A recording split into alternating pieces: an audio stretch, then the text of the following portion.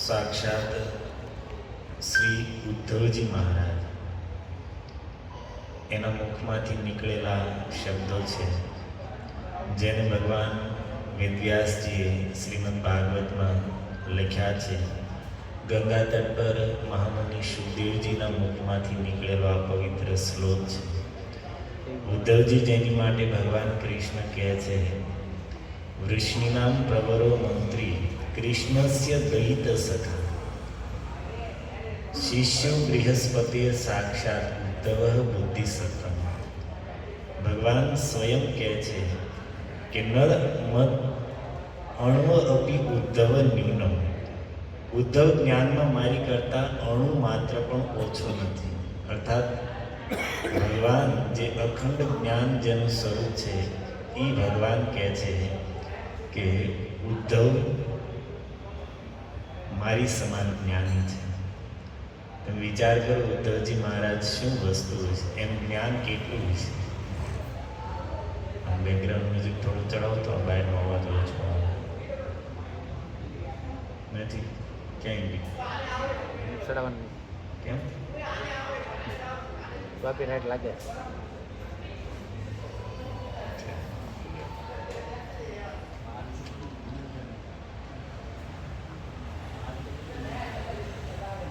કાંઈ વાંધો નહીં, આપણે ચાલશે. હા, આપણે વાત કરતા હતા એ મહાભાગવત શ્રી ઉદ્ધવજીના ઉદ્ગારો છે, એના શબ્દો છે જેનું આપણે ઉચ્ચારણ કરવા જઈ રહ્યા છીએ. તો ધ્યાનથી સાંભળો, પ્રેમથી બોલવાનો પ્રયાસ કરો. ઉદ્ધવ ઉવાચ નનુ તે તત્વ સંરાધ્ય નનુ તે તત્વ સંરાધ્ય ઋષિ કૌશારવોન્તિકે ઋષિ કૌશારવોન્તિકે સાક્ષાત ભગવતાદિષ્ટો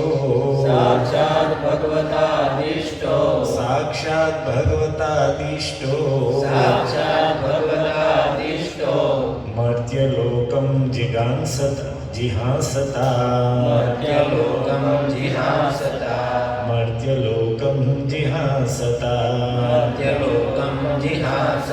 શ્રી શુક ઉવાચ ઇતિ સહ વિદુરેણ વિશ્વમૂર્તે ગુણકથયા સુધયા પ્લાવિતો ઉરુતાપઃ ક્ષણમિવ પુલિને યમસ્વસુસ્તાં સમુષિત ઓપગવિર્નિશાં તતોગાત. શ્રી શુક ઉવાચ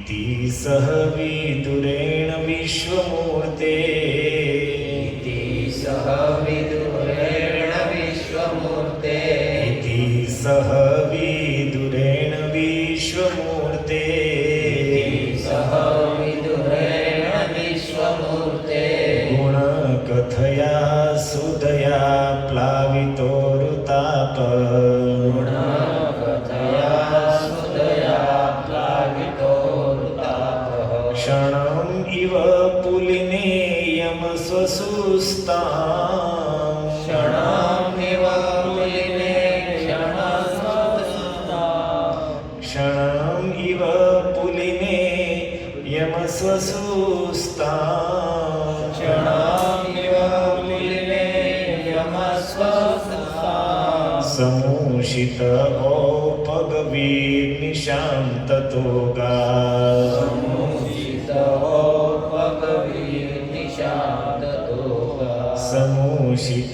औपगवीर्निशां ततोगा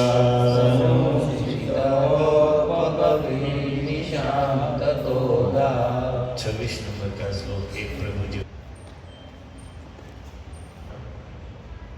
શ્રી પ્રભુપાદજી દ્વારા શ્રી ઉદ્ધવજી બોલ્યા જે દિવ્ય જ્ઞાનની પ્રાપ્તિથી પૂજનીય છે અને પાસે જ છે એવા વિદ્વાન મહર્ષિ મૈત્રેયજી પાસેથી તમે જ્ઞાન પ્રાપ્ત કરો. પુરુષોત્તમ ભગવાન જ્યારે મૃત્યુલોકમાંથી વિદાય લઈ રહ્યા હતા ત્યારે તેમણે મૈત્રેયજીને તમને જ્ઞાન આપવા પ્રત્યક્ષ આદેશ દીધો હતો. ઓમ જ્ઞાનતિમિરાંધસ્ય જ્ઞાનાંજનશલાકયા ચક્ષુર્મિલિतं येन તસ્મૈ શ્રી ગુરવે નમઃ. નમો વિષ્ણુપાદાય કૃષ્ણપ્રેષ્ઠાય ભૂતલે શ્રીમતે ભક્તિવેદાંત સ્વામી નિતિ નામિને નમસ્તે સરસ્વતી દેવે ગૌરવાણી પ્રચારિણે નિર્વિશેષ શૂન્યવાદી પાશ્ચાત્ય દેશતારિણે વાંછાકલ્પતરુભ્યશ્ચ કૃપા સિંધુભ્યૈવ ચ પતિતાનાં પાવનેભ્યો વૈષ્ણવેભ્યો નમો નમઃ. જય શ્રી કૃષ્ણ ચૈતન્ય પ્રભુ નિત્યાનંદ શ્રી અદ્વૈત ગદાધર શ્રીવાસાદિ ગૌર ભક્તવૃંદ. હરે કૃષ્ણ કૃષ્ણ કૃષ્ણ હરે હરે હરે રામ રામ રામ હરે હરે કૃષ્ણ કૃષ્ણ કૃષ્ણ હરે હરે હરે રામ રામ રામ હરે હરે. हरे कृष्णा कृष्णा कृष्णा हरे हरे હરે રામ રામ રામ હરે હરે.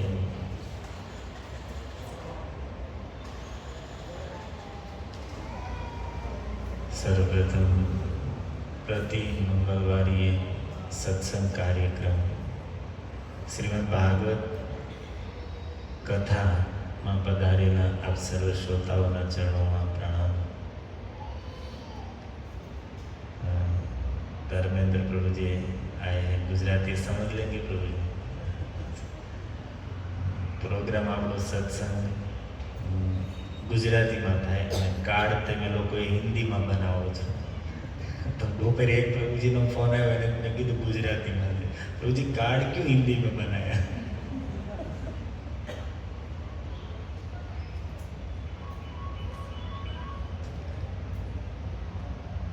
તો બહુ ઝાઝા સમય અહીંયા આપ સર્વ ભક્તોની સામે ભજનદાસ બાપાના સાનિધ્યમાં બેસીને ભગવત કથા કહેવાનો અવસર મળ્યો. કેટલાય સમયથી તમે લોકો સાંભળી રહ્યા છો શ્રીમદ ભાગવતનો એક રસમય પ્રસંગ. ભગવાનની લીલાઓથી ઓતપ્રોત ઉદ્ધવજી અને વિદુરજી નો સંવાદ ચાલી રહ્યો છે. યમુનાજીના તટ પર બંનેનું મિલન થયું છે.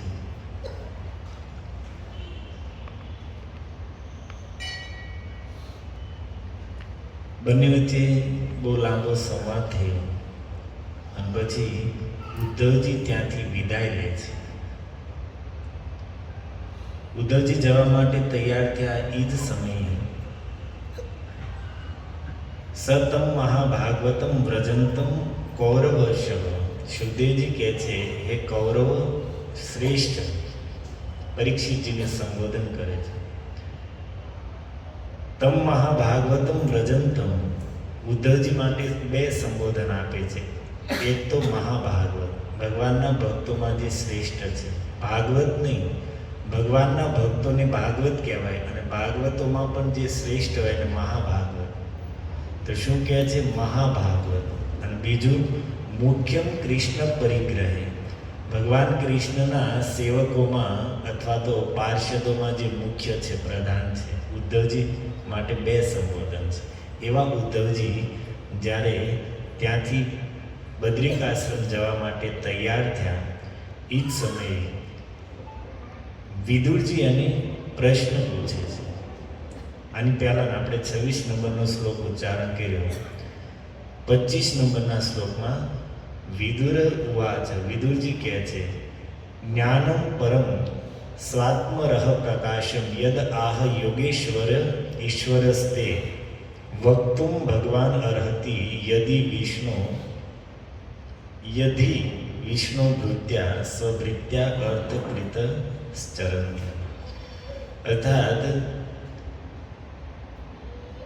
વિદુરજી કહે છે કે હે ઉદ્ધવ, તમે કીધું કે ભગવાન જ્યારે પોતાના ધામમાં જતા હતા પ્રભાસ ક્ષેત્રમાં, અને એ સમયે તમે એકાંતમાં ભગવાન કૃષ્ણને જ્યારે પ્રશ્ન પૂછ્યા અને એના જવાબમાં ભગવાને તમને પોતાના સ્વરૂપનું જ્ઞાન કરાવવાવાળું શ્રીમદ ભાગવત સંભળાયું.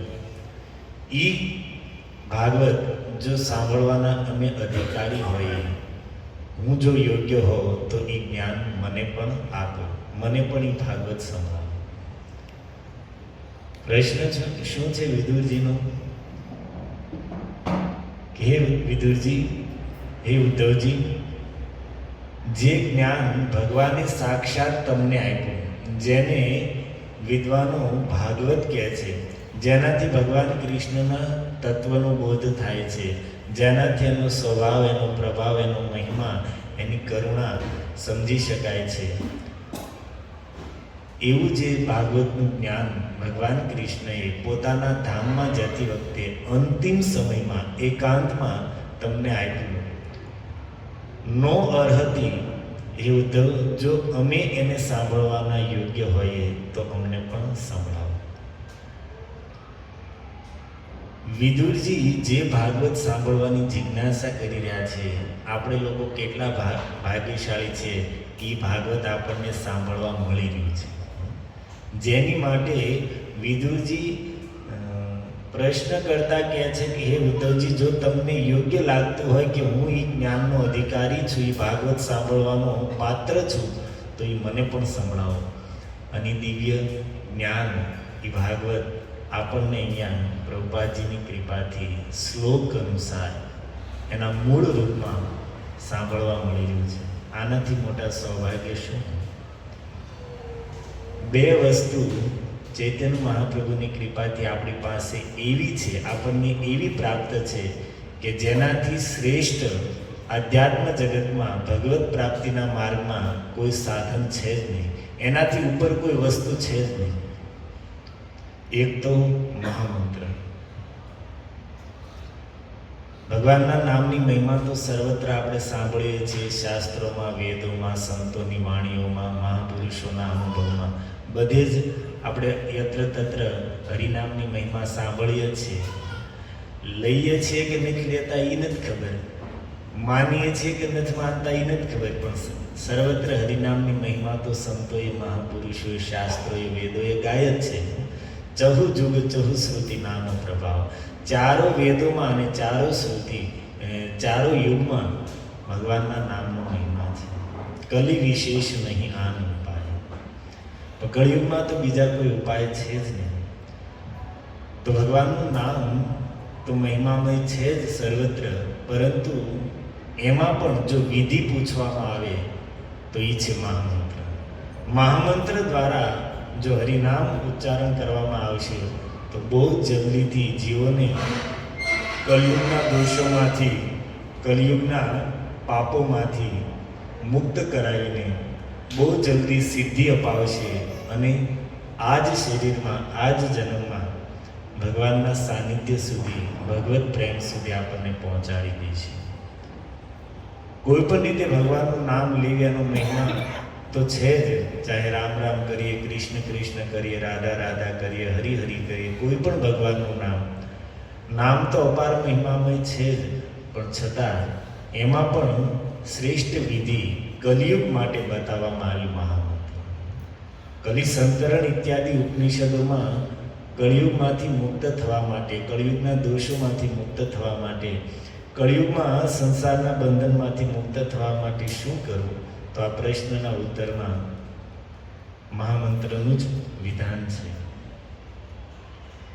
હું તમને અનંત સંહિતા નામની એક વ્યાસજી દ્વારા લખેલો ગ્રંથ છે. જે રીતે અગસ્ત્ય સંહિતા હોય, મનુ સંહિતા હોય, આવા અનેક આપણા ધર્મ ગ્રંથોની સંહિતાના નામેથી પારાશર સંહિતા છે, તો એમ અનંત સંહિતા છે.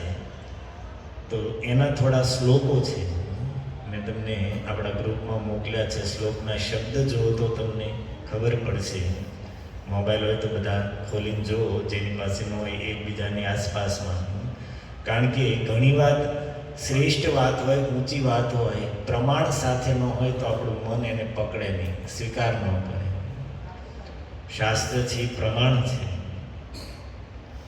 જેમાં કહે છે હરે કૃષ્ણ કૃષ્ણ કૃષ્ણ હરે હરે, હરે રામ રામ રામ હરે હરે. ષોડશેતાની નામાની દ્વાંત્રિશદ વર્ણકાની. ષોડશેતાની નામાની, આ કેટલા નામો છે? 16 નામ. અને અક્ષર કેટલા છે? દ્વાંત્રીશ. દ્વા અર્થાત 2, ત્રીસ અર્થાત 30. 30 ને 2 32 વર્ણ છે, જેમાં અર્થાત અક્ષર છે. કલો યુગે મહામંત્ર સંમતો જીવ તારણી. કળિયુગમાં આને જ મહામંત્ર કીધો છે, જે જીવ તારણે, સમસ્ત જીવોને તારવા વાળો છે. પણ એમાં એક શબ્દ છે સંમતો. દેખાય છે તમને? સંમતો અર્થાત આ વેદ સંમત, કળિયુગમાં સમસ્ત જીવોને તારવા વાળો આ વેદ સંમત મહામંત્ર આને કીધું છે. હવે પછીના શ્લોકમાં જુઓ.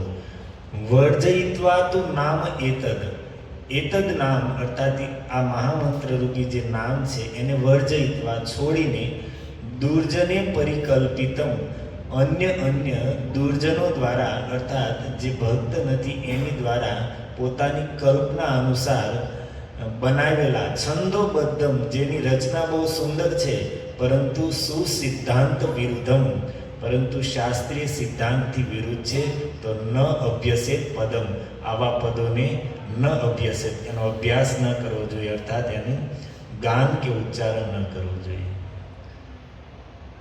આ એક જ આ વાત જ સમજવા જેવી છે કે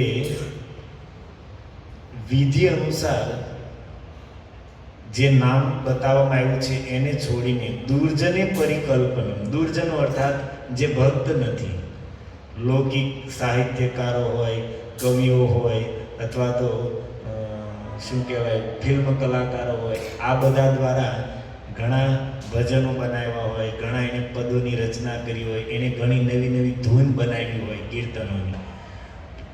તો આ બધી કેવી હોય? છંદોબદ્ધ. છંદોબદ્ધ અર્થાત એની રચના, એનો ઢાળ સુંદર હોય, એમાં છંદની રચના સારી હોય, અવાજ મધુર હોય, શબ્દ જોવામાં તમને મધુર લાગે, ગાઈએ તો પણ એકદમ સરસ એના ઢાળ હોય, ટ્યુન સરસ હોય. છંદોબદ્ધ અર્થાત એમાં બધું સંગીતના બધા ગુણ હોય, પરંતુ સુસિદ્ધાંત વિરુદ્ધમ, પરંતુ શાસ્ત્રના સિદ્ધાંતની વિરુદ્ધ હોય. કારણ કે પોતે ભક્ત નથી, પોતે શાસ્ત્રોનું અધ્યયન કર્યું નથી, ભગવાન સાથે એને લેવા દેવા નથી, એણે તો રચના કરી છે લોકોને આકર્ષિત કરવા માટે, લોકોને સારું લાગે વાહવા કરવા માટે અને પૈસા કમાવા માટે. અને એટલા માટે એમાં શબ્દ દેખાય છે સુસિદ્ધાંત વિરુદ્ધમ. શાસ્ત્રના સિદ્ધાંતથી એમાં વિરોધ વાતો હોય. અને એટલા માટે આવા જે ભજન છે, આવા જે પદો છે, આવી જે ધૂનું છે, આપણે મોજથી ગાતા હોઈએ, પરંતુ શાસ્ત્રના સિદ્ધાંતોથી વિરુદ્ધ છે તો એનો આપણને લાભ નહીં. એટલા માટે અહીંયા સાવધાન કરવામાં આવે છે. જો સીવીડી હીરો હોય ને, એ સસ્તો હોય અને સારો હોય. નેચરલ કરતાં સસ્તો હોય અને સારો હોય. સાચું ખોટું? અને આંખોથી આપણે એને ઓળખી પણ ન શકીએ, ખબર ન પડે કે ભાઈ આ સીવીડી છે. આપણને નેચરલ જ લાગે. એ તો મશીનમાં ચડે ત્યારે ખબર પડે કે આ સીવીડી છે, આ ડુપ્લિકેટ છે, ઓરિજિનલ નથી. એમ આ બધા પદો છે, આ બધા ભજનો છે, આ બધી ધૂનો છે જે લૌકિક લોકોએ બનાવેલી છે. આપણે ગાઈએ એટલે આપણને વાહ શું ભજન હતું, ગાવાની માથું ધુણાવતા ગાતા હોઈએ. પણ એ રચના, એ પદ કોઈ શાસ્ત્રને જાણવાવાળા સંત મહાપુરુષની નજરે ચડે ત્યારે ખબર પડે કે ભાઈ આ શાસ્ત્ર વિરુદ્ધ, શાસ્ત્રના સિદ્ધાંત વિરુદ્ધ છે. બાકી આપણને આંખેથી જોઈએ એ સીવીડી નેચરલ ને બધું સરખું જ છે. એ તો મશીનમાં ચડે ત્યારે એની કદર થાય. એમ સંતો મહાપુરુષોની દ્રષ્ટિમાં આવે ત્યારે એને ખબર પડે કે ભાઈ આ તો લખ્યું છે સારું, દેખાવમાં સારું છે, ગાવામાં સારું છે, પણ આમાં તો ભગવાનની લીલા સાથે વિરોધાભાસ છે, ભગવાનના તત્વ સાથે વિરોધાભાસ છે. ખાસ કરીને શિવજીના ભજનો આપણે લૌકિક સાંભળીએ છીએ, એમાં તો જાજુ ભાંગ ને ધતુરા, પણ આપણને અહીંયા સાવધાન કરે છે. જોવામાં સારું લાગતું એ બધું સારું હોતું નથી. હોટલમાં ખાવા જઈએ ને તો એ હોટલની જે વસ્તુ હોય, ડીશ હોય, ચકાચક હોય, જોવામાં સુંદર, એમાં કલર બલર ને એની સુગંધ ને એના મસાલા ને એમાં કોઈ ખામી ન હોય. અને ઘરે ભોજન કરવા બેસીએ તો એ હોટલ જેવું દેખાવમાં એટલું બધું સારું ન હોય, એવા મસાલા, એવી સુગંધી ન હોય. પણ છતાં ઘરની વસ્તુ છે એ પવિત્ર હોય, એમાં ગુણવત્તા હોય, એ સ્વાસ્થ્યવર્ધક હોય. અને ઓલું હોટલનું ભલે ગમે એટલું સારું હોય, ગમે એટલી સુગંધ હોય, એમાં પવિત્રતા ન હોય, એમાં કોઈ સ્વાસ્થ્યને ધ્યાન રાખીને કોઈ બનાવટ ન હોય. માપે ખાઈએ તો વાંધો ન હોય, વધારે પડતું લઈ લીધું હોય તો દવાઈ લેવી પડે. ઘરનું ભોજન કદાચ થોડું ઘણું વધારે લેવાઈ ગયું હોય તો 2-4 આંટા મારીએ તો હળવું થઈ જાય, પણ ઓલું હળવું ન હોય. તો વાત એ છે કે જોવામાં સારું લાગતું હોય એ સારું હોતું નથી આપણને. અને થાય એવું જ જે શાસ્ત્ર વિરુદ્ધ આ બધી રચનાઓ છે, બધી એવી સુંદર એ લોકોએ કલાકારોએ બનાવ્યું હોય તો આપણને એમ થાય કે પણ શાસ્ત્ર આપણને સાવધાન કરે છે. સંતો મહાપુરુષો દ્વારા શાસ્ત્ર સંમત જે પદ હોય, જે ભજન હોય, જે ધૂન હોય એ ગાવા જોઈએ. વર્જયિત્વા દુર્જને પરિકલ્પિનમ.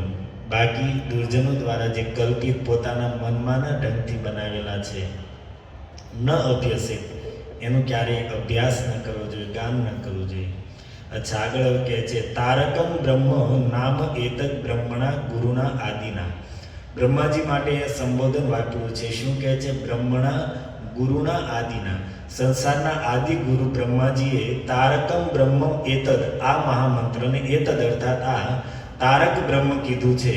અને બ્રહ્માજીને આ તારક બ્રહ્મ, આ મહામંત્ર ક્યાંથી પ્રાપ્ત થયો? તો એનો પણ જવાબ આપે છે કલિ સંતરણ આદ્યસુ શ્રુતિષુ અધિગતમ હરે. અર્થાત કલિ સંતરણ આદિ, અર્થાત એક જ વાત, કલિ સંતરણ એક ઉપનિષદની વાત નથી. આદિ અર્થાત કલિ સંતરણ ઇત્યાદિ અનેક શ્રુતિગતમ, શ્રુતિ વાક્ય દ્વારા, શ્રુતિઓ દ્વારા, શાસ્ત્રો દ્વારા અધિગતમ પ્રાપ્ત કર્યો છે. ભગવાન હરિના મંગલમય નામનો આ મંત્ર છે એ બ્રહ્માજીએ ક્યાંથી પ્રાપ્ત કર્યો? તો કે કલિ સંતરણ ઇત્યાદિ અનેક શ્રુતિઓથી આ પ્રાપ્ત કર્યો છે. અને પછી બ્રહ્માજી પાસેથી કોણે આ મહામંત્રને પ્રાપ્ત કર્યો? પ્રાપ્તમ શ્રી બ્રહ્મ શિષ્યેન શ્રી નારદેન ધીમતા. બ્રહ્માજી પાસેથી બુદ્ધિમાન એમના શિષ્ય નારદજીએ પ્રાપ્ત કર્યો. નામ એતદ ઉત્તમમ શ્રોત પારંપર્યેણ બ્રહ્મણ. અને આવી રીતે પરંપરાથી, શ્રુત પરંપરાથી અર્થાત ગુરુ શિષ્ય પરંપરાથી આ નામ છે એ આ જગતમાં અવતરિત થયો આ મહામંત્ર. અને ઉત્સૃજ્ય એતન મહામંત્રમ યે ત્વ અન્ય કલ્પિતમ પદમ મહાનામેતિ ગાયંતિ તે શાસ્ત્ર ગુરુલંગિન.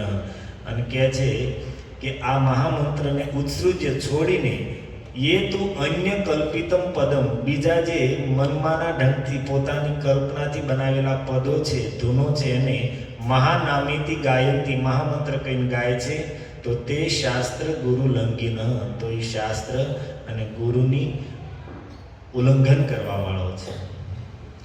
તત્વ વિરોધ સંપૃક્તમ તાદૃશમ દૌર્જનમ મત. દુર્જનો દ્વારા બનાવેલા પદો છે, ભજનો છે, એ તત્વ વિરોધ સંપૃક્તમ, તત્વની દ્રષ્ટિએ જોવામાં આવે તો એમાં વિરોધાભાસ હોય, શાસ્ત્રથી વિરુદ્ધ વાત હોય. એટલા માટે સર્વથા પરિહાય, બધી જ પ્રકારથી એને છોડવો જોઈએ. કોને? આત્મહિતાર્થીના સદા, આત્મકલ્યાણ જે ઈચ્છતા હોય એને આવા શાસ્ત્ર વિરુદ્ધ જે મનોકલ્પિત પદો છે, ભજનો છે, ધૂનો છે, એને વર્જયિત્વા, પરિહાર્ય, છોડી દેવા જોઈએ. તો આપણે વાત એ હતી કે આપણને બે સાધન એવા મળ્યા છે કે જે અધ્યાત્મ જગતમાં ભગવત પ્રાપ્તિના માર્ગમાં સર્વશ્રેષ્ઠ છે. એમાં એક તો આપણે ચર્ચા કરી આ મહામંત્ર, જેને આદિગુરુ બ્રહ્માજીએ કલિયુગ માટે તારક બ્રહ્મ કીધું છે. અને બીજું સાધન છે શ્રીમદ ભાગવત. ભાગવત આપણને મહાપ્રભુની કૃપાથી એવું સાધન મળ્યું છે કે જેની વિશે વધારે તો શું કહેવું. શ્રીમદ ભાગવતની શરૂઆત જ પ્રથમ સ્કંદમાં કથા આવે છે કે ભગવાન વેદવ્યાસજી જેણે આપણા સંપૂર્ણ શાસ્ત્રોની રચના કરી, વેદ, પુરાણ, ઉપનિષદ, ધર્મ ગ્રંથ, સ્મૃતિ ગ્રંથ ઇત્યાદિ જે કાંઈ આ જગતમાં જ્ઞાન છે, વ્યાસો ઉચ્છિષ્ટ જગત સર્વ, જગતમાં જે કાંઈ છે વ્યાસજીનું ઉચ્છિષ્ટ છે, અર્થાત વ્યાસજીનું એઠું જ છે. વ્યાસજીએ કીધેલું જ બધા કહે છે. વ્યાસજીએ લખેલા શાસ્ત્રોમાંથી કંઈક એક બે સિદ્ધાંતો પકડીને પોતપોતાના મતો બનાવી બધા પોતપોતાની દુકાન ચલાવે છે. જે કાંઈ છે વ્યાસ ઉચ્છિષ્ટ જગત સર્વ. અને ભગવાન વેદવ્યાસજી ઉદાસ બેઠા છે બદ્રિકાશ્રમમાં, સમયાપ્રાસ નામના પોતાના આશ્રમમાં સવારમાં સૂર્યોદય સમયે બેઠા છે, આત્મચિંતન કરી રહ્યા છે. વ્યાસજી વિચાર કરે છે કે મેં એટલું લખ્યું, સંસારના જીવોના કલ્યાણ માટે મેં મારો બધો જ સમય લગાવી દીધો, અને છતાં પણ ક્યાં એવી ઉણપ રહી ગઈ, ખામી રહી ગઈ કે જેને કારણે નથી તો મારા મનમાં શાંતિ કે નથી મારા આત્માને પ્રસન્નતા. મારે શું કાંઈ કરવાનું બાકી રહી ગયું છે કે જેને કારણે મને શાંતિ નથી, પ્રસન્નતા નથી. આવો વિચાર વ્યાસજી બેસીને પોતાની અંદર પોતાનું આત્મમંથન કરી રહ્યા છે કે ક્યાં મારી ખામી છે, ઉણપ ક્યાં છે. એ જ સમયે નારદજી ત્યાં પધાર્યા. અને સંવાદ તો લાંબો છે, 2-3 અધ્યાયમાં છે, પણ અંત ત્યાં છે કે નારદજીની પ્રેરણાથી વ્યાસજીએ શ્રીમદ ભાગવતની રચના કરી. નારદજી એટલું જ કીધું, વ્યાસજી તમે બહુ લખ્યું, પણ એક પણ ગ્રંથ તમે એવો નથી લખ્યો કે જેમાં માત્ર ભગવાન કૃષ્ણ અને એના અવતારો અને એમના ભક્તોના ચરિત્ર જ હોય. ભગવાન કૃષ્ણની વિશુદ્ધ ભક્તિ જીવોને પ્રદાન કરે એવો એક પણ ગ્રંથ નથી લખ્યો. અને એ જ કારણ છે કે એટલું કરવા છતાં પણ તમને શાંતિ નથી, પ્રસન્નતા નથી. ધર્માર્થ કામ મોક્ષાખ્યમ, ધર્મ, અર્થ, કામ, મોક્ષ ઇત્યાદિ બહુ વાતો કરી, પરંતુ ન તથા વાસુદેવસ્ય ચરિતમ યનુ વર્ણિત. પણ ભગવાન કૃષ્ણની કથાનું તમે વર્ણન કર્યું છે, નથી કર્યું એવું નથી, પણ જેવું કરવું જોઈએ એવું નથી કર્યું.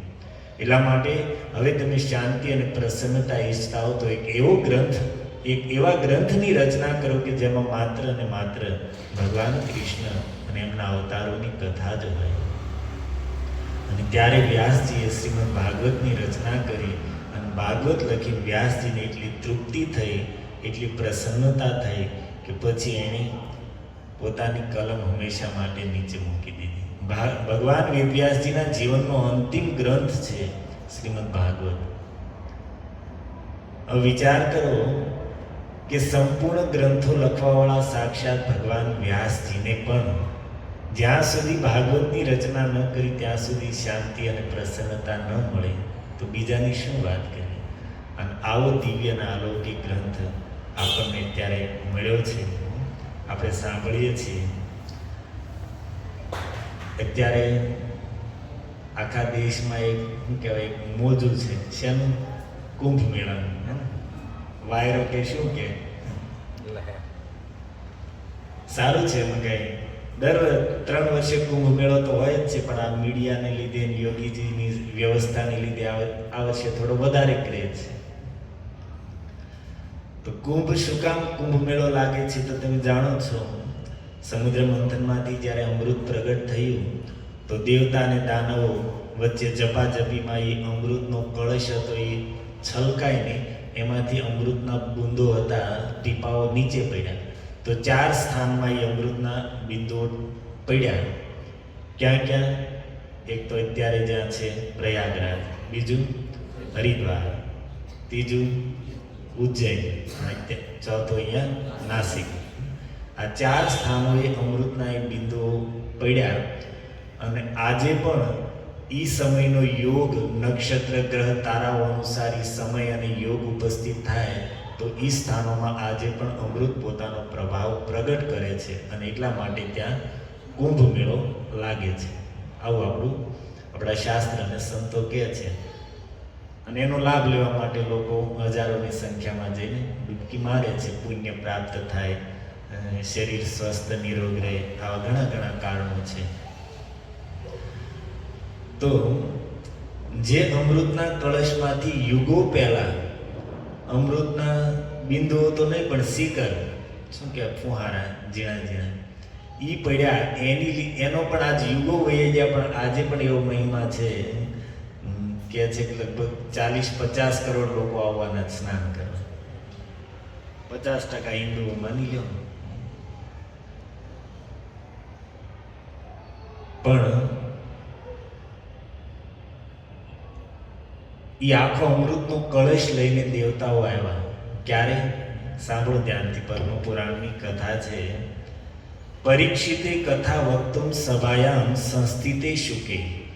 સુખદેવજી જ્યારે સભામાં ઉપસ્થિત થયા ગંગાજીના તટ પર, અને પરીક્ષિતે કથા વક્તુમ, પરીક્ષિતજીને કથા કહેવાનો પ્રારંભ કરવા જઈ રહ્યા છે. અને જ સમય કહે છે સુધા કુંભમ ગૃહિત્વેવ દેવાસ તત્ર સમાગમ. સુધા કુંભ, જે અમૃતનો કળશ, જેના 2-4 બિંદુઓને લીધે આ કુંભ લાગે છે, એ સુધા કુંભમ, આખો અમૃતનો કળશ સુધા કુંભમ ગૃહિત્વા લઈને દેવાસ તત્ર સમાગમન, દેવતાઓ ત્યાં આવ્યા. ક્યાં? જ્યાં સુખદેવજી કથા કહેવાનો પ્રારંભ કરવા જઈ રહ્યા છે. શુકમ નત્વા, ત્યાં આવી સૌથી પહેલા શું કર્યું? સુખદેવજીને નત્વા અર્થાત પ્રણામ કર્યા છે. શું કામ પ્રણામ કર્યા છે? સુતજી કહે છે સ્વકાર્ય કુશલા દેવા, કારણ કે દેવતાઓ પોતાનું કામ કઢાવવામાં બહુ કુશળ છે. એને એ કામ કરવા માટે આવ્યા છે, એટલે પહેલા આવીને પ્રણામ કરી રહ્યા છે. શું કામ પ્રણામ કરે છે હવે આવશે. કથા સુધામ પ્રયચ્છસ ગૃહિત્વેવ સુધામિમામ. એ સુખદેવજી, કથા સુધામ ગૃહિત્વે, આ કથા લ્યો. શુકમ નત કથા સુધામ પ્રયચ્છસ ગૃહિત્વે સુધામિમામ. કથા સુધા છે અમને આપો, અને આ અમૃત છે, અમૃત કળશને લઈને આવ્યા છે ગૃહિત્વા, આ તમે પકડો. કેમ ભાઈ? તો કે પરીક્ષિતજીને તમે કથા ભાગવત એટલા માટે સંભળાવી રહ્યા છો કે 7 દિવસમાં તક્ષકના કરડવાથી એનું મૃત્યુ થાય છે, અને આ સ્વર્ગનું દિવ્ય અમૃત છે, આ તમે લ્યો, પરીક્ષિતજીને પાઈ દો, એટલે પરીક્ષિતને મૃત્યુનો ભય નહીં રહે. અને એના બદલામાં પરીક્ષિતજીને તમે ભાગવત કથા રૂપી અમૃત આપવાના છો, એ અમને આપી દો. એવમ વિનિમયે જાતા, આવી રીતે બેયનું કામ થઈ જશે. અમારું કામ થઈ જશે ને પરીક્ષિતજીનું કામ થઈ જશે. પ્રાપ્સ્યામો વયમ સર્વે શ્રીમદ ભાગવતામૃતમ. અમને બધાને ભાગવત રૂપી અમૃત મળી જાય છે અને પરીક્ષિતજીને આ સ્વર્ગનું અમૃત મળશે તો એ પણ તક્ષકના દંશથી મૃત્યુના ભયથી બચી જાય છે. અને સાંભળ્યું એટલે સુખદેવજીનો પારો છટક્યો. દેવતાઓ ક્વ સુધા ક્વ કથા લોકે ક્વ કાચ ક્વ મણિર મહાન. અરે દેવતાઓ, ક્વ કથા ક્વ સુધા, ક્યાં કથા ને ક્યાં તમારું અમૃત? એ દેવતાઓ, તમારું આ સ્વર્ગનું અમૃત છે, કોઈને લાંબુ આયુષ્ય આપી શકે, દીર્ઘ જીવન આપી શકે, સ્વસ્થ શરીર આપી શકે, શરીરમાં બળ આપી શકે, તેજ આપી શકે. પરંતુ શું દેવતાઓ, તમારું આ સ્વર્ગનું અમૃત કોઈ જીવને સંસારના બંધનમાંથી મુક્ત કરી શકે? કોઈ જીવને જન્મ મૃત્યુના ચક્રમાંથી છોડાવી શકશે? તમારું આ સ્વર્ગનું અમૃત છે, કોઈ જીવને ભગવાનના ચરણોની પ્રાપ્તિ કરાવી શકશે? અને આ ભાગવત રૂપી અમૃત જે આ સંસારના જીવોને હંમેશા માટે જન્મ મૃત્યુના ચક્રમાંથી છોડાવવાવાળું છે, ભગવાન કૃષ્ણના ચરણોમાં પ્રેમ પ્રાપ્તિ કરાવવાળું છે. અને આ ભાગવત અમૃત સાથે તમે સ્વર્ગના અમૃતની તુલના કરો છો. ક કાચ ક મણિર મહાન. ક્યાં કાચ સમાન તમારું અમૃત અને ક્યાં ભાગવત રૂપી મણિ. બ્રહ્મ રાતો વિચાર્ય તદા દેવાન જહાસહ. બ્રહ્મરાજ સુખદેવજીનું નામ છે. આવી રીતે દેવતાઓનો ઉપહાસ કરીને અભક્તાંશ્ચાંસ વિજ્ઞાય ન દદો કથામૃતમ. સમજી ગયા કે આનામાં ભક્તિ નથી. જો ભક્તિ હોય તો આવી રીતે સોદો ન કરે, ભાગવત અને અમૃતની તુલના ન કરે. અભક્તાંશ્ચાન વિદો. અભક્ત જાણીને સુખદેવજી કીધું ભાગો અહીંયાથી, ન બેસવા દેતા. એમના શાંતિથી આવી તમારી જેમ પ્રેમથી બેસી ગયા હોત તો કઈ વાંધો નહોતો. પણ આ તો વેપાર કરવા માટે આવ્યા હતા. સુખદેવજી ત્યાંથી દેવતાઓને બગાડ્યા અને ત્યારથી જ આ જગતમાં એક કહેવત થઈ, શ્રીમદ ભાગવતી વાર્તા સુરાણામ અપી દુર્લભ. ભાગવતની આ કથા છે દેવતાઓને પણ દુર્લભ છે. ક્યાં આ અમૃત?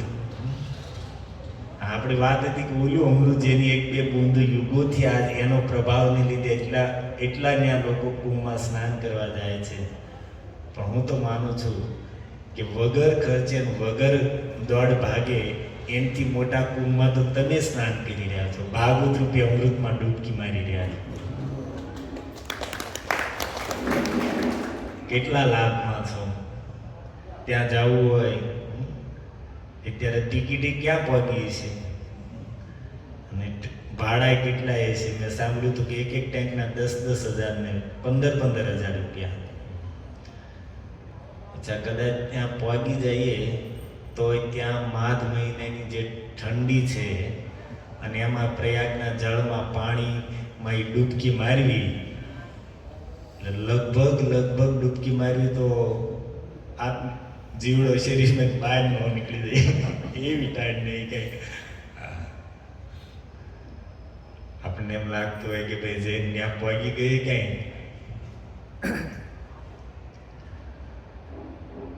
જવું જોઈએ, આપણને અવસર મળે તો આપણે જવું છે, એની કોઈ નિંદા નથી.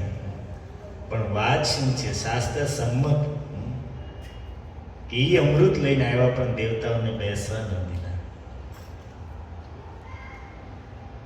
આપણને હું તમને કહેવા જઈ રહ્યો છું કે આ ભાગવત આપણને મળ્યું છે. સર્વશ્રેષ્ઠ સંસારના આધ્યાત્મ જગતના બે સાધનો કળિયુગના, એક તો મહામંત્ર અને બીજું આ શ્રીમદ ભાગવતનું શ્રવણ. આ બંને આપણને મળ્યા છે અને એટલી શ્રેષ્ઠ વસ્તુ આપણને મળી છે.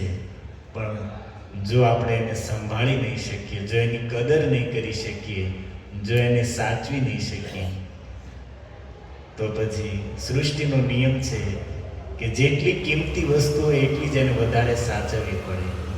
કિંમતી વસ્તુની જો સાવચેતી લેવામાં ન આવે, એને સંભાળવામાં ન આવે તો એ ક્યાં નષ્ટ થઈ જાય, ક્યાં ગુમ થઈ જાય, ક્યાં ચોરાઈ જાય, પણ એ રહે નહીં.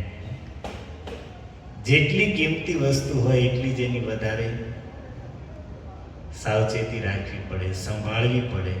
એમ આપણને આ બે વસ્તુઓ મળી છે, મહામંત્ર અને ભાગવત. અને જો આપણે એની કિંમત નહીં સમજીએ કે એને યથાર્થ રૂપમાં જો સાચવી નહીં શકીએ તો પછી એના લાભથી આપણે વંચિત રહી જઈશું. ધંધો ઘણા કરતા હોય, ઘણી વાર કહું, એક જ ધંધો લાખો લોકો કરતા હોય, કરોડો લોકો કરતા હોય, કોઈ એમાંથી રોજના હજારો કમાય, કોઈ લાખો કમાય, કોઈ કરોડો કમાય, કોઈ નુકસાની કરે. જેની જે યોગ્યતા એમ મળ્યું છે આપણને સર્વશ્રેષ્ઠ વસ્તુ. આ બે સાધનોથી મહાપુરુષોએ, આપણા સંતોએ, આચાર્યોએ ભગવાનને પામી લીધા અને જ આપણને મળ્યું છે. પણ સાવધાની નહીં રાખીએ, આળસમાં, બેદરકારીમાં કાઢશું તો કાંઈ એવું ન થાય કે એના લાભથી આપણે વંચિત રહી જઈએ. જો મંદિરમાં જે ભગવાન છે મૂર્તિના રૂપમાં, એને શું કહેવાય? શાસ્ત્રની ભાષામાં અર્ચા અવતાર કીધું છે. અર્ચા, ભગવાનના અનેક અવતારોમાં એને અર્ચા અવતાર, અર્ચાનો અર્થ થાય જેની પૂજા થાય, અને એટલા માટે જેને અર્ચા અવતાર કીધું, સેવા પૂજા થાય. મંદિરમાં જે ભગવાન પોતાના સ્વરૂપને પ્રગટ કર્યું છે અર્ચા અવતારના વિગ્રહના રૂપમાં, મૂર્તિના રૂપમાં. હવે એની કોઈ સેવા કરવા જાય તો એમાં કેટલી સાવધાની રાખવી પડે. પહેલી વાત તો એ છે કે મંદિરના ગર્ભગૃહમાં, જ્યાં વૈદિક પરંપરાથી સેવા થતી હોય, ત્યાં મંદિરના ગર્ભગૃહમાં જેના ગળામાં જનોઈ નથી અને એન્ટ્રી જ ન હોય, જેણે જનેય ધારણ કર્યું હોય યજ્ઞોપવિત, એ જ જોઈએ. ભગવાનની સેવા માટે કેટલી સાવધાની હું તમને કહું છું કે ઘરેથી નાઈને ધોયેલા વસ્ત્ર પહેરીને સીધા મંદિરે ભગવાનની સેવામાં જેને જવાનું હોય ને, તમે પૂજારી હોય, બ્રાહ્મણ હોય એને પૂછજો. જો નાઈને નવા કપડાં પહેરીને, ધોયેલા વસ્ત્રો પહેરીને કાંઈક બટકું મોઢામાં મુકાઈ ગયું તો પાછું તમારે ફરી વખત સ્નાન કરવું પડે, નવા બીજા કપડાં પહેરવા પડે. કાંઈક આપણે ખવાઈ ગયું, મોઢામાં મુકાઈ ગયું તો પછી ન ચાલે. 1 નંબર ને 2 નંબર ગયા હોય તો એ તો વાત જ દૂર છે. ભૂલથી કાંઈક મુખમાં મુકાઈ ગયું હોય તો પણ પછી તમે જઈ ન. અને પૂજારી હોય ને બધા તમે જોજો, આરે નાની એવી પાણીની બોટલ રાખશે, સ્પ્રે. શું કામ? કારણ કે પવિત્રતા એટલી જોઈએ કે કાંઈ અડાઈ ગયું એટલે એના પાસે સ્પ્રે વારા ઘણી હાથ સફાઈ કરવી પડે. આ તો બાહ્ય, આવી તો અનેક કાળજીઓ એમાં. તો મંદિરમાં જે ભગવાનનું સ્વરૂપ છે એનાથી પણ શ્રેષ્ઠ સ્વરૂપ આ બે છે, નામ અને ભાગવત. એને તો એનાથી પણ વિગ્રહના રૂપમાં જે ભગવાનનું સ્વરૂપ છે એનાથી પણ શ્રેષ્ઠ સ્વરૂપ કીધું છે ભાગવત. એનાથી પણ વિગ્રહથી પણ શ્રેષ્ઠ ભગવાનનું સ્વરૂપ કીધું છે નામ. કલિકાલે નામ રૂપે કૃષ્ણ અવતાર. કળિયુગમાં ભગવાન નામના રૂપમાં જ પોતાની સંપૂર્ણ શક્તિઓ સાથે પ્રગટ છે, અને એટલા માટે જ કીધું છે અભિન્નત્વાત નામ નામીનો. નામ અને નામીમાં કોઈ અંતર નથી. ભગવાને જ પોતાને નામના રૂપમાં પ્રગટ કર્યા છે. જેમ ભગવાન પોતાને મૂર્તિના રૂપમાં પ્રગટ કર્યા છે મંદિરોમાં, એ જ રીતે ભગવાને નામના રૂપમાં પ્રગટ કર્યા છે.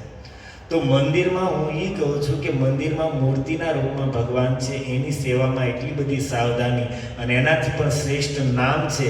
તો એ નામ લેવામાં તો આપણી સાવધાની છે ને. ઘણા તો શું કહેવાય, માળા હાથમાં હોય તો સફાઈ કરતા હોય, અને શું કહેવાય, પોતું હાથમાં હોય ને એમ માળા લટકતી હોય, બોલો આમ કરતા જતા હરે કૃષ્ણ એટલે ભાઈ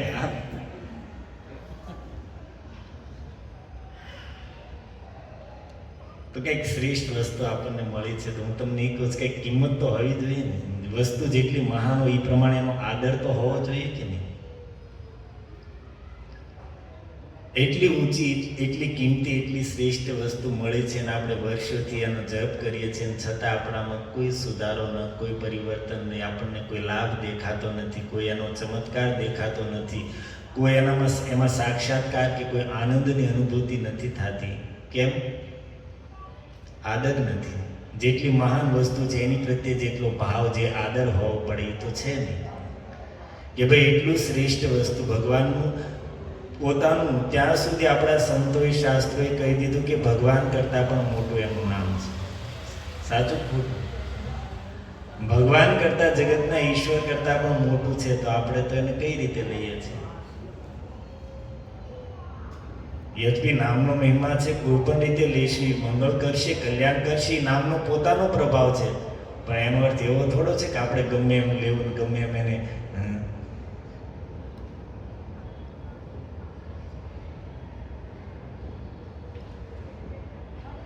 સત્સંગથી આપણે એટલું તો જાણીએ છીએ કે આત્માનું કલ્યાણ કરવું હોય તો એની માટે સર્વશ્રેષ્ઠ સાધન છે ભજન. ભગવાનની પ્રાપ્તિ માટે ભજનથી શ્રેષ્ઠ કોઈ માર્ગ નથી. અને એટલા માટે આપણે લોકો આ વાતને જાણીને સત્સંગથી, સંતોથી સમજીને ભજન કરીએ છીએ. પણ સમય કેટલો આપણેથી નીકળે છે. ગૃહસ્થ જીવનમાં છીએ તો વધીને ભજન માટે આપણી પાસે અડધો કલાક નીકળે, કોઈ કલાક, અને કોઈ બહુ ભાગ્યશાળી હોય તો 2 કલાક ભજન માટે સમય કાઢશે. અચ્છા, 2 કલાક સમય પણ કાઢ્યો તો કેટલો થયો? 24 કલાકમાં 2 કલાક એટલે 10% સમયનો થયો. જે ભગવાને આપણને આ શરીર આપ્યું છે, મનુષ્ય શરીર આપ્યું છે, બહારથી આને જે જરૂરિયાત છે, હવા, પાણી, પૃથ્વી, અગ્નિ, બધું આપે છે. અંદરથી પણ બેસીને જ ચલાવે છે. ગીતામાં સ્પષ્ટ કીધું છે કે પચાવું છું હું, સ્મરણ શક્તિ, મત સ્મૃતિ, જ્ઞાનમ, અપોહનમ ચ ઈશ્વર સર્વભૂતાનામ હતદેશે અર્જુન તિષ્ઠતિ. જેમ કોઈ વ્યક્તિ ગાડીમાં બેસીને ગાડી ચલાવતો હોય, એમ હું આ શરીરરૂપી યંત્રમાં સવાર થઈને આ શરીરને ચલાવું છું. બધું જ એ કરે છે. અને ભગવાન માટે આપણે 10% સમય આપી નથી શકતા. 24 કલાકમાં કલાક ગણો તો કેટલી ટકાવારી? 5% નહોતું, 4%, 3-4% સમય થયો. ચાલો ભાઈ, એટલો સમય આપણે કદાચ એટલો જ આપીએ છીએ. ભગવાન માટે આપણે 2-3% સમય કાઢ્યો, પણ એટલો તો હરખું ભજન કરીએ એમ હું કહું છું.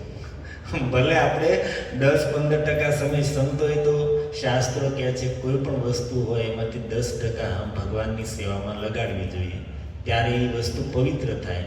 શરીર, સમય આપ્યો છે આપણને, શરીર આપ્યું છે તો આનો 10% સમય ભગવાનમાં લગાડવો જોઈએ. સંપત્તિ હોય તો એ 10% લગાડવી જોઈએ.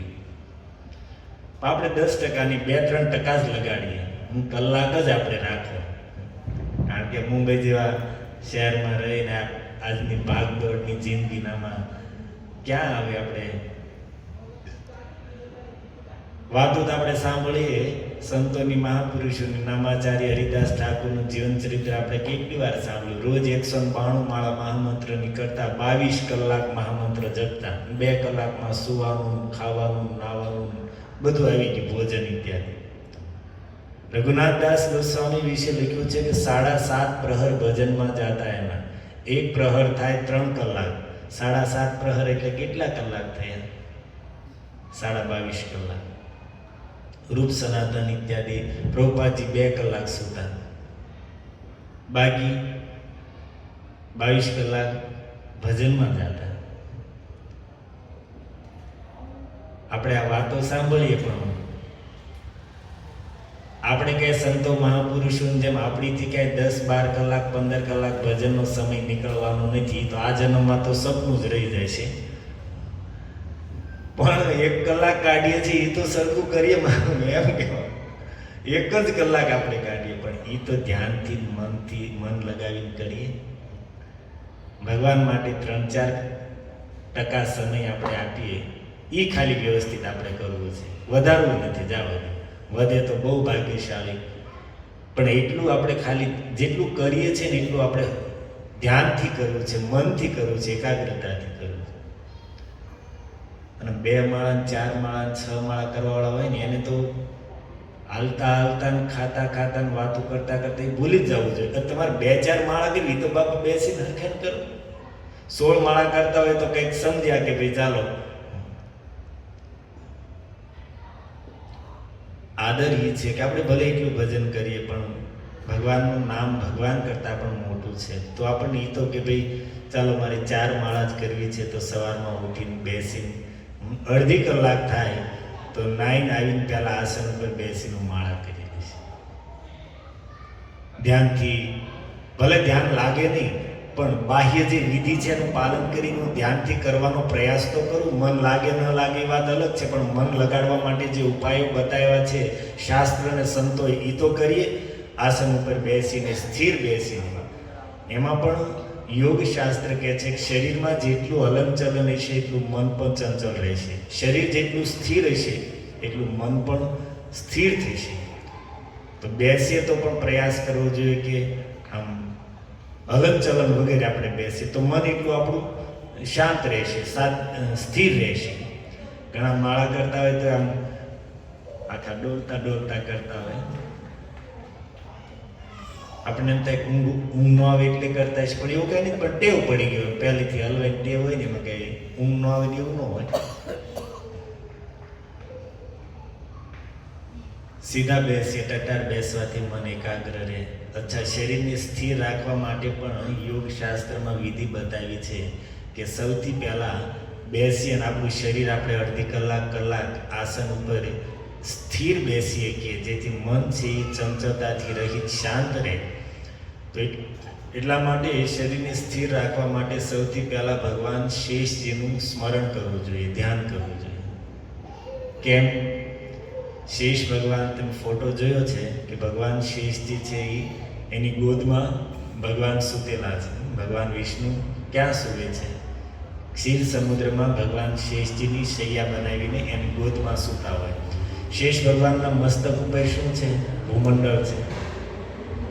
આખું ભૂમંડળ મસ્તક ઉપર છે, ગોદમાં ભગવાન છે. તો શેષજીને કઈ રીતે બેસવું પડે? જો હલે તો ઉપર જે બ્રહ્માંડ છે, આ 15,000 સ્ક્વેર ફૂટનો ભાવ હોય, 25,000 હોય, બધું ધૂળ. સહેજ હલી ગયું મસ્તક,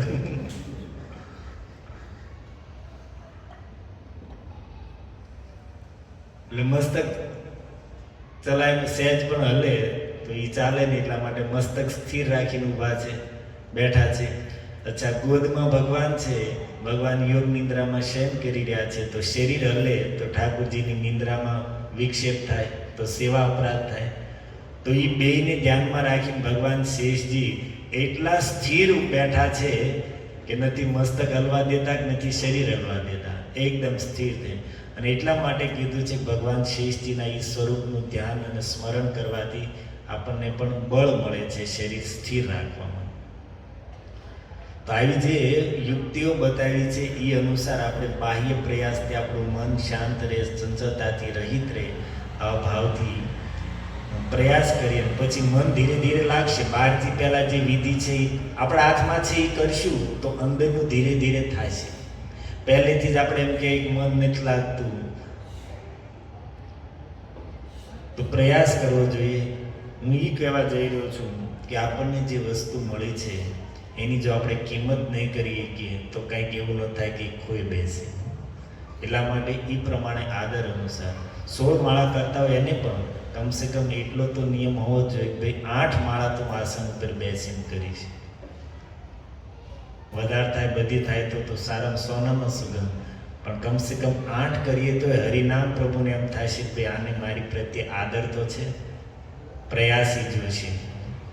બાકી તો આપણે ટ્રેનમાં કરતા હોઈએ, હાલતા ચાલતા ખાતા પીતા વાતો કરતા કરતા, તો એમાં કંઈ આદર આપણો છે ને, આપણો સન્માન છે ને, એમાં આપણે એની કિંમત કરી ગણાય નહીં. અને આ જ વાત ભાગવતમાં છે. એટલું શ્રેષ્ઠ સાધન ભગવાનનું સ્વરૂપ છે સાક્ષાત ભાગવત. મંદિરમાં વિગ્રહના રૂપમાં જે ભગવાન છે એનાથી પણ શ્રેષ્ઠ છે શ્રીમદ ભાગવત. કારણ કે મંદિરમાં જે ભગવાન ઊભા છે મૂર્તિના રૂપમાં, આપણી સેવા લેશે, આપણા પ્રણામ સ્વીકાર કરશે, બધું કરશે, પણ આપણને ક્યારેય આપણી સાથે બોલશે નહીં, આપણને ક્યારેય કહેશે નહીં ભાઈ આમ કરો તો તમારું મંગલ થાય છે, તમારું કલ્યાણ થાય છે. તમારું સ્વરૂપ શું છે એ ક્યારેય નહીં બતાવે. એ કોણ બતાવશે? આ ભાગવત ભગવાન આપણને બતાવશે કે શું કરશો તો આત્મકલ્યાણ થાય છે, શું કરશો તો સંસાર બંધનમાંથી મુક્ત થાય છે, શું કરશો તો કૃષ્ણ ચરણોને પ્રાપ્ત કરશે. એ ભાગવત ભગવાન આપણને બતાવે છે. એટલા માટે ભાગવતને મંદિરમાં છે એનાથી પણ શ્રેષ્ઠ સ્વરૂપ નારદજી મહારાજ સાક્ષાત ભગવાનના 24 અવતારમાં જેને બીજો અવતાર કીધો છે.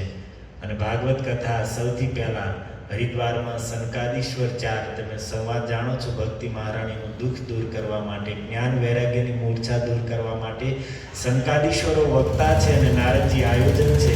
કથામાં બેઠા છે, કથા પ્રારંભ થઈ, કથા સાંભળીને કહે છે અદ્ય મેં ભગવાન લબ્ધ. શું કહે છે? ભાગવત સાંભળવા મળ્યું, અદ્ય મેં ભગવાન લબ્ધ, આજ મને ભગવાન મળી ગયા. કયા રૂપમાં મળી ગયા? ભાગવતના રૂપમાં મળી ગયા. અદ્ય મેં ભગવાન લબ્ધ, આજ મને ભાગવતના રૂપમાં સાક્ષાત ભગવાન મળી ગયા. એનો મહિમા તો છે, પણ આપણી શ્રદ્ધા એ સ્તરની નથી, આપણો આદર એ સ્તરનો નથી. હવે એક તો અઠવાડિયામાં આપણને એક વખત કથા સાંભળવાનો અવસર મળે, અને એમાંય તે આપણે પાછું 1 કલાકમાં 25 તો આસન બદલીએ, 1-2 ઊંઘ કાઢી લઈએ, 2-4 વાર વોટ્સએપમાં મેસેજ જોઈ લઈએ. શું આમાં હું એમ આવી ગયો? તમે એમ નહીં કે હું કહું છું એટલે એવું નથી કે ભાઈ હું આપણે બધા એક જ ગાડીમાં છે. ગમે એટલું બોલવાવાળા ને ગમે એટલા સાંભળવાવાળા, લાભ તો ત્યારે જ થાય છે જે જીવનમાં ઉતાર છે. ઉપર બેસે કંઈ લાભ થઈ જાય એવું હોય તો હજી તમને કહું, પ્રભુજી આ ખુરશી નાની પડે છે, આવતા મંગળવારે આનાથી મોટી ખુરશી રાખજો. કોઈ પણ વસ્તુ હોય જેટલું જીવનમાં ઉતારી એટલો લાભ થાય. તો ભાગવત શ્રવણ, જેમ ભગવાનના નામ પ્રત્યે આપણે વિધિ જોઈ બેસીને એકાગ્રતાથી સવારમાં જપીએ તો એનામાં આપણું મન લાગે, એમ ભાગવત સાંભળવા માટે પણ એમાં પણ મન લગાડવા માટે વિધિ છે. શું છે? સૌથી પહેલાં તો છે કે કીર્તનમાં બેસીએ. કારણ કે આખો દિવસ આપણે ભાગદોડ કરી હોય, આપણું મન છે એ સંસારના કાર્યોમાં, સંસારના વિચારોમાં લાગેલું હોય, એમાં થકાવટ હોય, નિંદ્રા હોય, આળસ હોય, રજોગુણ તમોગુણથી ઘેરાયેલું હોય, તો આવા મનમાં કથા તો કેમ બેસે? એટલે સૌથી પહેલાં વિધાન છે કીર્તન. 10-15 મિનિટ કીર્તન થાય તો ભગવાનના નામના બળેથી મન છે સ્થિર થાય, સત્વગુણમાં આવે, શાંત થાય. અને પછી બીજી વિધિ છે કે મંગલાચરણ કરવામાં આવે. મંગલાચરણ અર્થાત એમાં ગુરુને, ભગવાનને કંઈક પ્રાર્થના હોય, જેને આપણે સ્તુતિ કહીએ, આપણે જેમ ઓમ અજ્ઞાનતિ મિરાંધસી ઇત્યાદિ. તો એનાથી એ પ્રાર્થનાના બળે જે સત્સંગના કથાના શબ્દો છે એને આપણે હૃદયસ્થ કરી શકીએ, સમજી શકીએ. આ વિધિ છે. અને પછી ભાગવત સાંભળશું તો આપણને ભાગવતના શ્રવણમાં ઘણો લાભ મળશે. મન પણ આપણું થોડું સ્થિર રહેશે, કથાના શબ્દોને પણ આપણે પકડી શકશું, આળસ અને કંટાળો પણ, ઊંઘ પણ ઓછી આવશે. પણ આપણને શું છે, હજી તો 9:30 થયા, હજી પ્રભુજી કીર્તન કરતા હશે, મંગલાચરણ, કથા ચાલુ થાય ને ત્યાં 9:30 થાય છે. બોલો, સાવ નવરાય આપણે 9 વાગે ફ્રી થઈ ગયા હોય, જાણી જો 9:30 આવી. એને એમ છે કીર્તન ને મંગલાચરણ ને આ બધું ફાલતુ વસ્તુ છે. પછી કથામાં શું તાપે છે? શું? આ તો ભાઈ એ વાત થઈ કે ઓપરેશન કરવાનું કીધું, ડૉક્ટર એમ કે ભાઈ કાલ સવારે તમારે 8 વાગે ઓપરેશન છે તમારું, અને આવવાનું તો કે 1 દિવસ વહેલા આજ દાખલ થઈ જવાનું. ઓપરેશનમાં એમ જ હોય ને. કેટલાના થયા છે? થયા એને ખબર ન થયા, કોકની સાથે યાદ હોય ને, એટલે એમ તો ખબર જ હોય બધા. પણ આપણને એમ થાય કે ઓપરેશન કાલ સવારે 8 વાગે કરું ને, અત્યાર દીનું ને શું કામ છે? આજ શું કામ જાઉં? કાલ એવું લાગે તો અડધો કલાક પહેલા જઈશું, બસ 7:30 પહોંચી જઈશું. હા તો જાઓ કાલ 7:30. શું થાય? ડૉક્ટર શું કહે છે? હવે ભાઈ બીજી ડેટ આપીશ ને ત્યારે આવજો. કોઈ પણ વસ્તુ એની ક્યાંક આગળની પ્રોસેસ હોય, વિધિ હોય. એની 1 દિવસ ઓપરેશન, ભલે તમને 8 વાગે ઓપરેશન થિયેટરમાં લઈ જવાના છે, પણ એની પહેલાંની વિધિ હોય એ ચાલુ થઈ જાય આજથી, એટલે તમને બોલાવ્યા છે. અને આપણને તે નહીં, મારે તો સીધું કથામાં જ જવું, સીધું ઓપરેશનમાં પહોંચવું, મંગલાચરણ ને કીર્તન એ બધા શું કામ?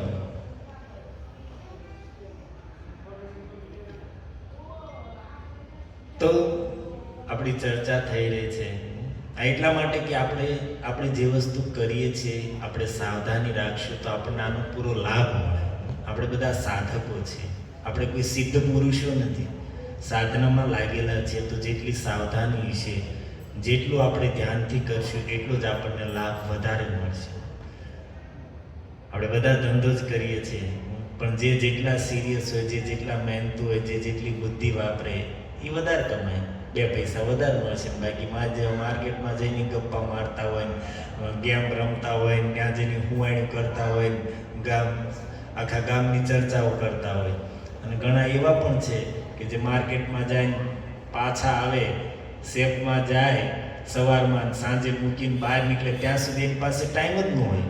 કાંઈ કામ ન હોય તો એ કામ કાઢે, કંઈકનું કંઈક લઈને બેસે, કંઈક વીખે, કંઈક કરે. અને કરે તો પછી કંઈક લાભ મળે. અને ઘણા હોય ને કામ હોય તો એ ન કરવું હોય, અને ઘણા એવા ન હોય તો એ કામ કાઢે. કારણ કે ત્યાં ગયા છો એની માટે તો મહેનત કરી લો ને ભાઈ, 2-5 પૈસા વધારે કમાઈશ. નિયમ સિદ્ધાંત બધે લાગુ પડે, સાવધાની હટી દુર્ઘટના ઘટે. આ બધે જ લાગુ પડે. પછી રોડ હોય કે ઘર હોય કે વ્યાપાર હોય કે સત્સંગ હોય કે ભજન હોય.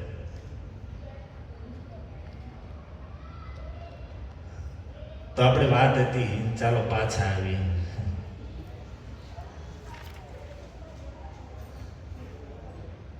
ચર્ચા આપણે ત્યાંથી ગયા કે વિદુરજી કહે છે કે જે ભાગવતનું જ્ઞાન તમે ભગવાન પાસેથી અંતિમ સમયમાં પ્રાપ્ત કર્યું છે,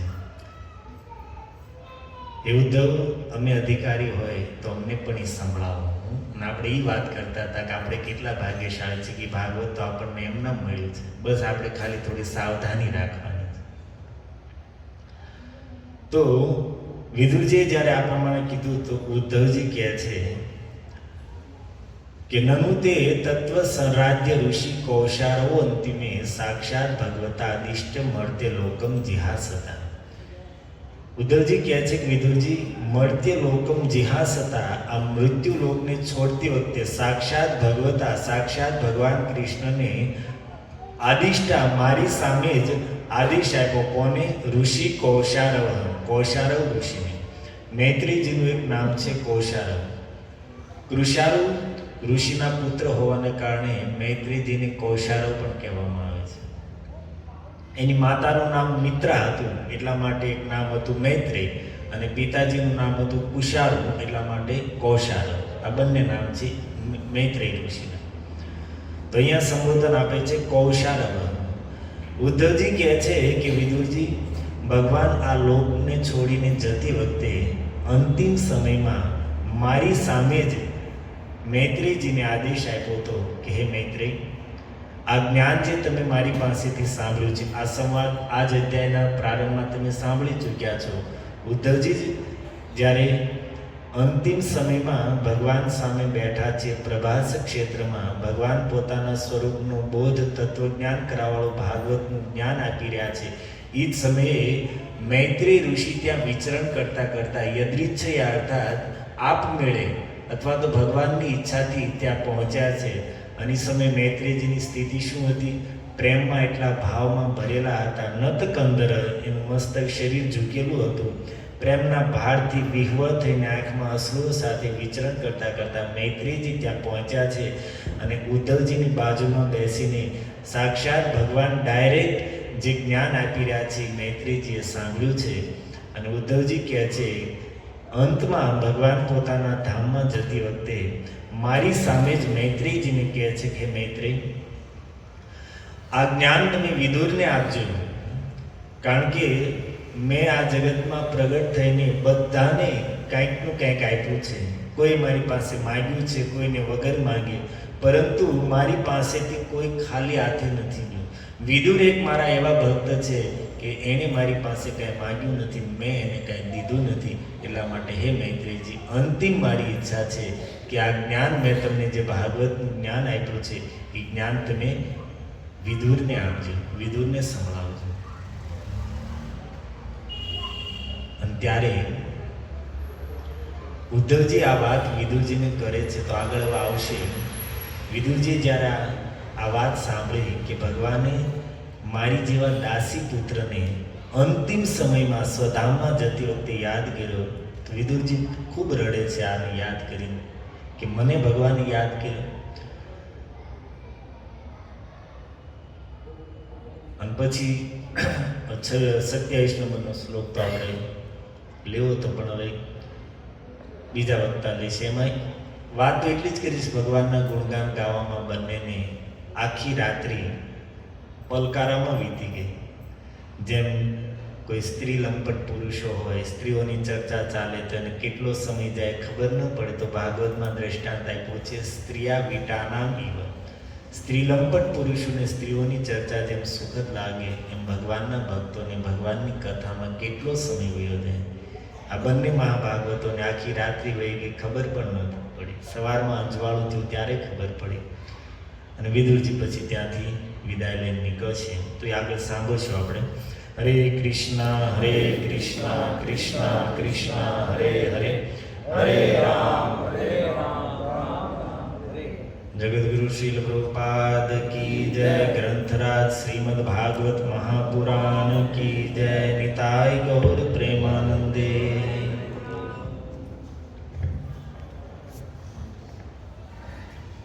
હરે કૃષ્ણ કૃષ્ણ કૃષ્ણ હરે હરે, હરે રામ રામ રામ હરે. ખૂબ ખૂબ ધન્યવાદ. સૌપ્રથમ તો આપણે ઘનસુંદર પ્રભુનો અભિવાદન કરીશું કેમ કે તેમણે આપણને કળિયુગમાં સર્વશ્રેષ્ઠ સાધન શું છે એમાંથી આપણને બે વસ્તુ બતાવી. કઈ કઈ બતાવી કશભાઈ? હરે કૃષ્ણ મહામંત્ર પાઠ બતાવો. ભગવાનનું નામ મહામંત્ર. મહામંત્ર કોને કહેવાય? એ પણ અનંત સંહિતા, સ્કંદ પુરાણ, સંગત્ય ઉપનિષદ એના બધા પ્રમાણથી આપણને પ્રભુજીએ બતાવ્યું કે મહામંત્ર સર્વશ્રેષ્ઠ છે. કળિયુગમાં હરે કૃષ્ણ મહામંત્ર શા માટે લેવો? અને ભાગવતની તુલના અમૃત સાથે દેવતાએ કરી તો સુખદેવજીએ શું કીધું? ન ચાલો તમે, ભાગવતના તમે અધિકારી નથી, કેમ કે ક્યાં કાચ અને ક્યાં હીરો. તો ભગવાનની પ્રિય વાણી ભાગવત ભગવાન જ છે. સાક્ષાત કૃષ્ણ ભાગવતના રૂપમાં અત્યારે આપણી સાથે રહે છે. ઘણા સાધુ સંતો કહે છે કે તમે ભગવાનની હારે વાતો ચીતું કરી, પ્રભુજીએ સમજાવ્યું આપણને. તો ભાગવત તમે વાંચો તો સાક્ષાત ભગવાન સાથે વાતો કરો છો. તો આ મહિમા આપણને અત્યાર સુધી આમ ખબર હતો પણ નહોતો ખબર. તો બધા ભક્તોના ચરણોમાં નિવેદન છે કે ભગવાનનું નામ જપે તો એમાં પણ સાવધાની રાખે, અને ભગવાનની કથા સાંભળવા આવે એમાં પણ સાવધાની રાખે. તો ખૂબ ખૂબ ધન્યવાદ. ઘનસુંદર પ્રભુનો આપણે મહામંત્રથી અભિવાદન કરીશું. હરે કૃષ્ણ કૃષ્ણ કૃષ્ણ હરે હરે, હરે રામ રામ રામ હરે. અને આ જ વાત ભગવાન શિવ રામાયણમાં અવારનવાર કહે છે. મહામંત્ર જય જપત મહેશુ, કાશી મુક્તિ હેતુ પદેશુ, જાસુ પ્રભાવ જાનગન રાવ, પ્રથમ પૂજ્યત નામ પ્રભાવ. જેનો મહિમા કોણ જાણે છે? ભગવાન શિવ કહે છે મહામંત્ર જય જપત મહેશુ. શિવજી પણ મહામંત્રનો જાપ કરે છે. અને કાશીનું મરણ ને સુરતનું જમણ એવું તમે એડવર્ટાઇઝમાં જોયું હશે. પણ સુરતનું જમણનું કંઈ શાસ્ત્રમાં વર્ણન નથી, કાશીના મરણનું છે. કાશીનું મરણ શા માટે? ભગવાન શિવ એના કાનમાં મહામંત્ર જપે છે એટલા માટે એનું મરણ સારું થાય છે. અને જાસુ પ્રભાવ જાનગન રાવ, ગણપતિ જે નામનો પ્રભાવ જાણે છે અને એ પ્રથમ પૂજા એની થાય છે ને ગણેશજીની. ગમે તમે લ્યો તો ગણપતિજીની સર્વપ્રથમ પૂજા થાય. શા માટે પૂજા થાય છે? 5 મિનિટની વાર છે ને પ્રભુજી પ્રસાદને? તો આવી જાય તમે, એટલે હું બંધ કરી દઈશ. ગણપતિજીની પૂજા સર્વપ્રથમ થાય છે. શા માટે? જાસુ પ્રભાવ જાન ગનરાવ, પ્રથમ પૂજ્યત નામ પ્રભાવ. એ ભગવાનના નામના પ્રભાવના લીધે જ તે, તમે કથા જાણતા જ હશો કે ભગવાન પરિક્રમા કરવાની હોય એની સર્વશ્રેષ્ઠ સાબિત થશે. તો ગણપતિજી તો કાંઈ દોડે એકતા નહોતા અને એને નારદજી મળી ગયા. છે નારદજી જેને મળે એને બેડો પાર થઈ જાય. કે તમે તો એ કે જાણો છો કે ભગવાનનું નામમાં એ કે બધું આવી ગયું આખું બ્રહ્માંડ. તો માતા પિતા પાર્વતીજી ગણેશજીને આમે ભગવાનનું નામ લખી નાખ્યું અને પરિક્રમા કરી લીધી. તો એટલો મહિમા છે નામનો અને ભાગવત કથાનો.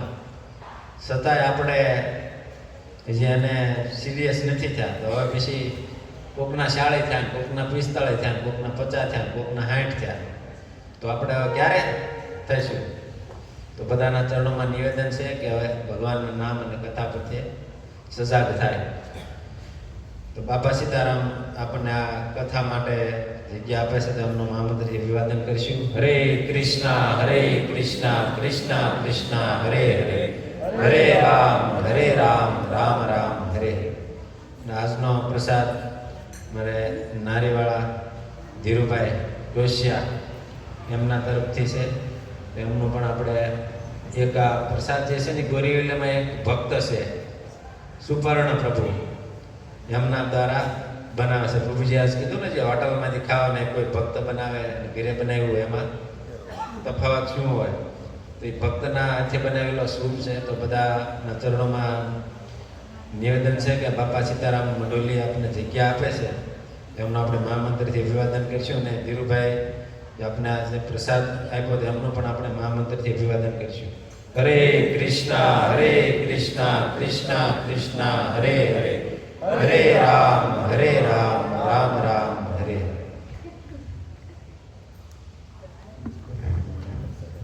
મહાપ્રસાદે ગોવિંદે નામ